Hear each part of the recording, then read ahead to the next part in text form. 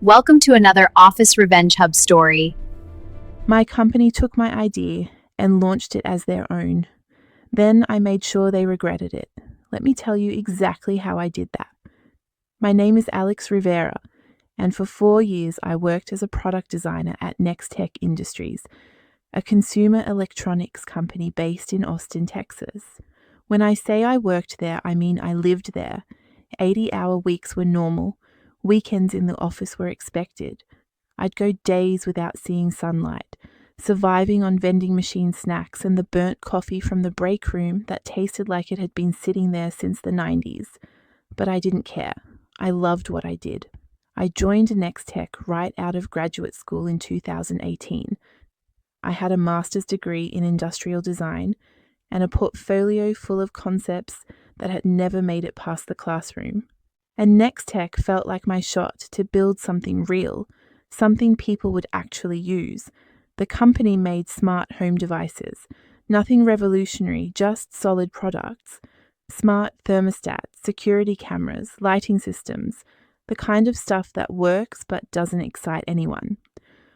Our biggest competitor was crushing us in market share because their products were sleek, intuitive, and felt premium. Ours felt like they'd been designed by engineers who'd never actually lived in a house. That's where I came in. My job was to make our products feel human, to take the technical specs the engineering team handed me and turn them into something people would want in their homes. I worked under the VP of product development, a guy named Martin Schiller. Martin was in his mid-50s, old school, the type who still printed out emails. He'd been with Nextech since the beginning, back when they made circuit boards for other companies. Martin didn't understand design. He understood margins and manufacturing costs and SKU numbers, but he trusted me to handle the aesthetic side of things as long as I stayed within budget. The company culture was corporate in the worst ways. Lots of meetings about meetings, hierarchies that made no sense. Ideas had to flow upward through proper channels, which meant by the time your concept reached someone who could actually approve it, it had been diluted by 5 different managers protecting their own interests. But I played the game. I showed up. I nodded in meetings. I made the changes people asked for even when they made the product worse. And in my spare time, I worked on my own ideas. There was this problem I kept seeing with smart home systems. Every device required its own app. Your thermostat had one app. Your security system had another. Your lights had a third. If you wanted to automate your home, you needed to juggle 6 different interfaces that didn't talk to each other. It was a mess. So I started designing a solution, a unified control hub, one piece of hardware that could integrate with any smart device regardless of manufacturer, one interface that learned your patterns and automated everything seamlessly. You wouldn't need to program routines or set schedules. The system would just figure out what you wanted based on how you lived. I called it the Nexus Hub. I spent 9 months developing the concept in my apartment after work. I built mock-ups, wireframes, user flow diagrams. Now, I researched patents to make sure nothing like it existed. I even built a working prototype using off-the-shelf components and custom software I'd taught myself to write. It was good, really good. I knew it could change the entire smart home market. The question was what to do with it. I could have kept it to myself, tried to launch it independently, but I didn't have the resources for that. I didn't have manufacturing connections or investor networks or business experience. I was a designer, not an entrepreneur. So I decided to pitch it to Nextech. I believed in the company. I believed that if I brought them a game-changing idea, they'd recognize its value. They'd invest in it. They'd let me lead the project. Maybe I'd even get a promotion out of it. VP of Innovation, lead designer, something that reflected the value I was bringing. I was naive. I scheduled a meeting with Martin. I told him I had a product concept I wanted to present. He seemed intrigued. He invited me to pitch it to the executive team the following week. I spent that entire week perfecting my presentation. I practiced my delivery. I anticipated questions. I printed out materials on the expensive paper stock. I even bought a new shirt because I wanted to look like someone they should take seriously.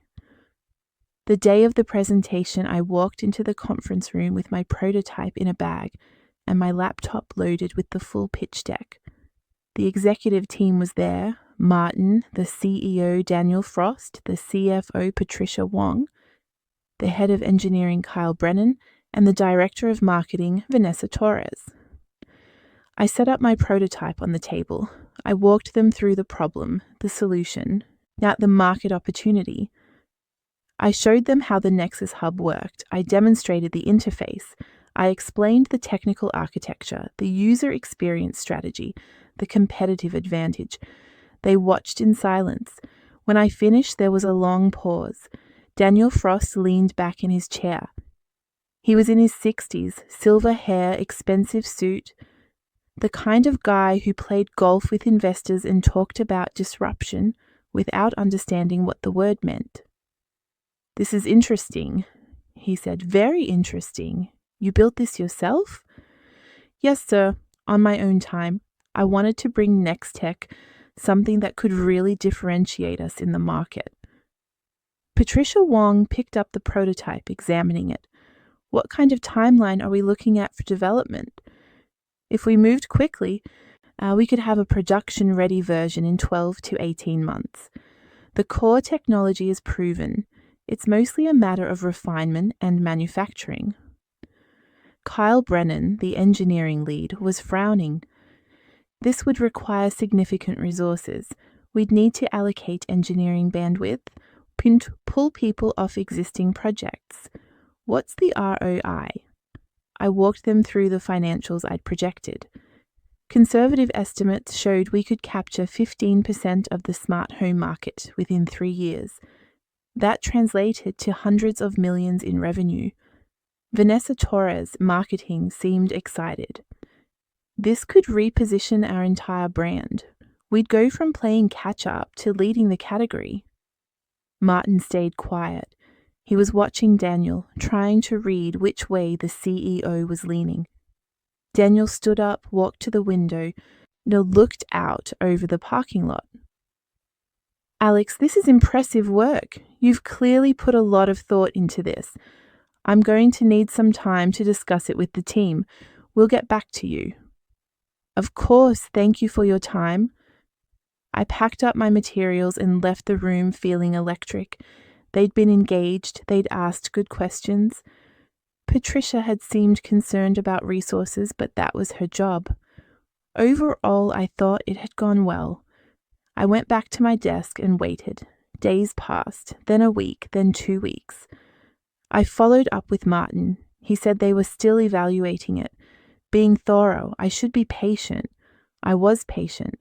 A month went by. I started to worry that they'd passed on the idea, that they didn't see the value. I thought about asking for feedback, but I didn't want to seem pushy. Then, for 6 weeks after my presentation, Martin called me into his office. I sat down, hopeful. Maybe they'd finally made a decision. Martin looked uncomfortable. He was fidgeting with a pen, not making eye contact. "Alex, I wanted to talk to you about your proposal, the Nexus Hub concept." "Yes, I've been waiting to hear back. What did the team decide?" "Well, here's the thing. We appreciate the work you put into it. We really do. But after careful consideration, we've decided not to move forward with the project." My stomach dropped. "Not move forward? Can I ask why?" "It's just not the right fit for our current product roadmap. We're focused on iterating our existing lines right now. A project of this scope would require resources we don't have available." I felt my face getting hot. "But the projections showed massive ROI, that this could transform the company. I understand you're disappointed, but these decisions are complex. There are factors you're not aware of: market conditions, investor expectations, strategic priorities." "So that's it? You're just saying no?" "I'm saying it's not the right time. Maybe in the future, but not now." I left his office feeling crushed. I'd spent 9 months on that concept. I'd believed in it. And they'd just dismissed it with corporate buzzwords about roadmaps and priorities. But I told myself it was fine. Not every idea gets greenlit. That's how business works. I'd move on. I'd come up with something else. I went back to my regular work, designing incremental updates to products nobody cared about. 3 months later, everything changed. It was a Tuesday morning. I was at my desk working on a minor redesign for our video doorbell when I got a company-wide email from Daniel Frost. The subject line was exciting announcement. I opened it. Team, I'm thrilled to announce the launch of our most innovative product to date. After months of development, we're introducing the Nextech Central Command, a revolutionary smart home control hub that integrates all your devices into one seamless experience. This product represents the future of home automation and positions Nextech as a leader in the industry. We'll be unveiling it at the Consumer Electronics Show next month. I'm incredibly proud of the team for making this vision a reality. There was a render attached to the email. I clicked on it. My heart stopped. It was my design. Every detail, the cylindrical form factor, the touch-sensitive surface, the ambient lighting ring, the minimalist interface on the display, everything. They'd changed the name from Nexus Hub to Central Command. They'd tweaked some minor cosmetic details, but it was unmistakably my concept, my idea, my 9 months of work. I sat there staring at my screen, unable to process what I was seeing. They'd stolen it. They'd told me they weren't moving forward with the project. Then they'd taken my idea and developed it without me, without credit, without compensation, without even telling me. I felt sick. I walked to Martin's office. He was on a phone call. I waited outside until he finished. When he hung up, I went in and closed the door. What is this? I pulled up the email on my phone and showed him. Martin sighed. He looked tired. Alex, I know this is difficult. Difficult? You stole my idea. You told me you weren't moving forward, then you built it anyway and didn't tell me. We didn't steal anything. After your presentation, the executive team saw potential in the concept, but they felt it needed significant refinement. We brought in a development team to rework it. The final product is substantially different from what you presented. It's identical. You changed the name and some colors. This is my design, Martin. Product development is collaborative. Ideas evolve. You presented a rough concept. The team turned it into a market-ready product. That's how this business works. I should be leading this project. This was my idea. You're a designer, Alex. You're not a product manager. Mart, you don't have the experience to lead a launch of this scale. Then give me credit. Put my name on it. Acknowledge that I created this. Martin's expression hardened. You created a concept on company time using company resources. Anything you develop while employed here belongs to Nextech. That's in your contract. If you have an issue with that, you can take it up with legal, but I'd advise against it. The threat was clear. I left his office shaking. I went to the bathroom and locked myself in a stall. I wanted to scream. I wanted to punch something. I wanted to walk back into that conference room and tell the entire executive team exactly what I thought of them. But I didn't. I just stood there, trying to breathe, trying to figure out what to do. I pulled out my employee contract that night. I read through every clause. Martin was right. There was language about intellectual property, about work product belonging to the company. My lawyer friend looked at it and told me I didn't have a case. Unless I could prove I'd developed the concept entirely outside of work hours with zero company resources, Nextech owned it. I'd used my work computer to create some of the initial sketches. I'd tested ideas using company software licenses. Legally, they had me. I'd handed them everything and they'd taken it. The next few weeks were torture. I had to watch the company prepare for the launch. I had to sit in meetings where people discussed my idea like they'd created it. I had to see Martin take credit in interviews. I had to smile and nod when executives congratulated the team on their innovation. Nobody mentioned my name. Nobody acknowledged that I'd started this. I was invisible. The product launched at CES in January. It was a massive hit.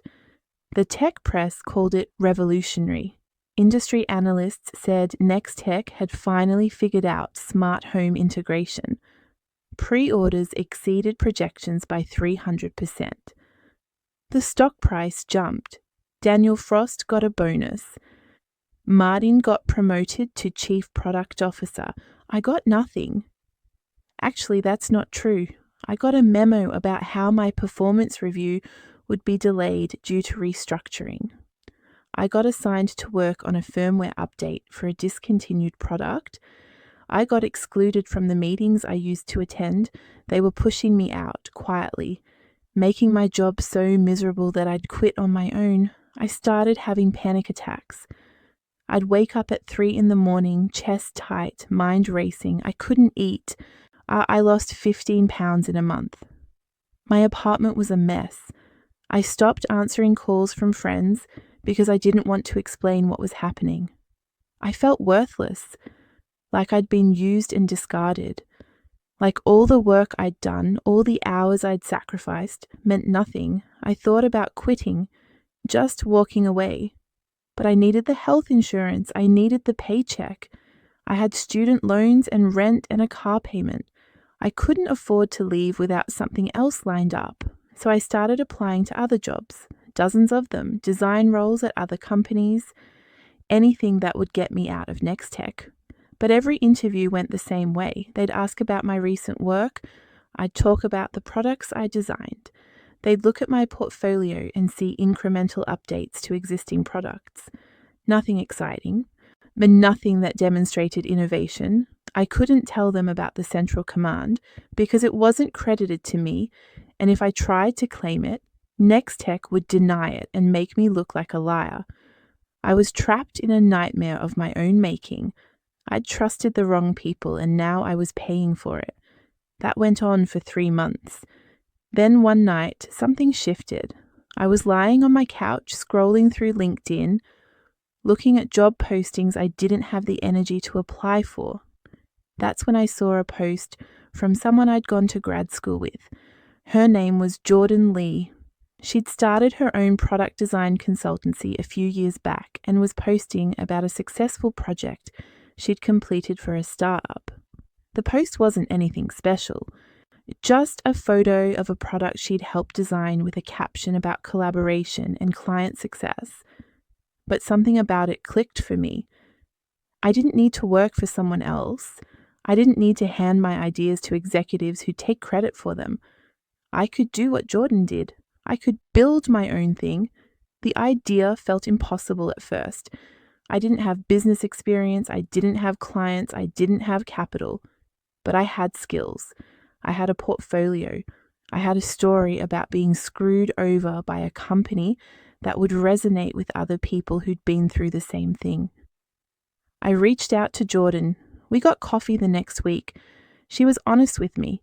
Starting a consultancy was hard. The first year was brutal. She lived on savings and taken on projects she hated just to pay bills. But now, 3 years in, she was profitable. She had steady clients. She had control over her work.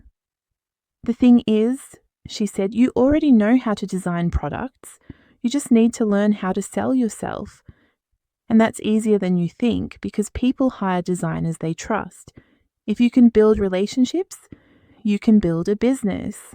I went home that night and made a decision. I wasn't going to beg Nextech for recognition. I wasn't going to wait for another company to hire me. I was going to leave and start my own consultancy. But I wasn't going to do it quietly. I gave my 2 weeks' notice the next day. Martin seemed relieved. He probably thought I'd just fade away. During those 2 weeks, I documented everything, every email about the Nexus Hub, every meeting note, every iteration of the design. I saved it all to a personal drive, not to sue, maybe because I knew I couldn't win that fight, but to have proof, to have my story backed up by evidence. On my last day, I walked out of Nextech without saying goodbye to anyone. I filed for an LLC the next week. Rivera Design Studio. I built a website. I put together case studies of my work. I reached out to my network, letting people know I was available for freelance projects. The first 2 months were terrifying. I had no clients. I was burning through savings. I wondered if I'd made a huge mistake. Then I got my first project. A small startup needed help designing a hardware interface for a medical device. It paid $5,000. Not much, but it was something. I delivered great work. They referred me to another startup. That project led to another. Slowly, I built momentum. 6 months in, and I had enough work to sustain myself. A year in, I was making more than I'd made at Nextech. But the real turning point came 18 months after I'd left. I got an email from a journalist at TechCrunch. She was writing a story about the Central Command and wanted to interview some of the people involved in its development. Someone had mentioned my name. I didn't know who. Maybe someone from Nextech who'd felt guilty. Maybe someone who'd seen my original presentation. It didn't matter. I got on a call with her. I told her the truth. I showed her the documentation. The original designs, the emails, the timeline. She was quiet for a long time. "This is a much bigger story than I thought," she said. The article published 3 weeks later. The headline was "How Nextech Built Its Most Successful Product on a Designer's Stolen Idea." It was detailed, well-researched, and devastating. The journalist had reached out to Nextech for comment. They'd given some corporate statement about collaborative development and misunderstandings, but the evidence was clear. I'd created the Nexus Hub. They'd taken it. The story went viral. It got picked up by The Verge, Wired, Fast Company. People started digging into Nextech's other products, looking for similar patterns. Former employees came forward with their own stories of ideas being stolen. The company's reputation took a massive hit. Daniel Frost issued a public apology. Martin was quietly let go. Sales of the Central Command dropped as consumers decided they didn't want to support a company that exploited its employees. And I didn't celebrate. I didn't gloat. I just kept working. But the story had another effect I didn't anticipate. Companies started reaching out to me. They wanted to work with someone who had integrity, someone who'd stood up for their work, someone who wouldn't let themselves be pushed around. My consultancy grew. I hired my first employee, then my second, then my third. 2 years after leaving Nextech, I had a team of 8 designers. We were working with major brands on product launches. We were being featured in design publications. We were profitable and growing. And then I got a call from a venture capitalist. His name was Robert Chen. He ran a fund that invested in hardware startups. He'd read the TechCrunch article. He'd followed my work since then, and he had a proposition. "Alex, I've been watching what you've built. You're talented. You understand product development in a way most designers don't, and I think you're sitting on something valuable." "What's that?" "The Nexus Hub, your original concept. Nextech built a version of it, but it's bloated and overpriced. You know what the product should actually be. I want to fund you to build it yourself. The right way." I almost said no. The idea of going back to that concept felt like reopening a wound. But Robert kept talking. "Think about it. You could build the product you originally envisioned. You'd have full control, full equity, and you'd prove that the idea was always yours. Nextech made money off your concept, but you could build something better and take the market from them." I thought about it for a week. Then I said yes. We raised $3 million in seed funding. And I brought on a small team of engineers and designers I trusted. We spent 8 months developing the product. We called it the Rivera Hub. It was everything the central command should have been. Simpler, more elegant, more affordable, better software, better integration. We launched it direct to consumer, cutting out the retail markup that made Nextech's version so expensive. The response was overwhelming. Pre-orders sold out in 48 hours. Tech reviewers called it the best smart home hub on the market. Customers loved it. Within 6 months, we'd sold 100,000 units. Within a year, we'd captured 12% of the market. Nextech tried to compete. They dropped the price on the central command. They released software updates. They ran aggressive ad campaigns. But they couldn't keep up. Their product was inferior, and everyone knew it. 2 years after we launched, Nextech discontinued the central command. They cited changing market conditions and strategic refocus. But the reality was simpler. I'd beaten them with my own idea. The company that had stolen from me was now losing market share to the person they'd tried to erase. I didn't rub it in. I didn't send Martin a gloating email. I didn't call Daniel Frost and tell him I told you so.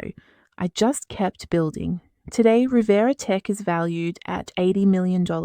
We have a product line of smart home devices. We employ 60 people. We're profitable and growing. I still design products. I still get my hands dirty with prototypes and user testing. But now I do it on my terms. And when people ask me about Nextech, I tell them the truth.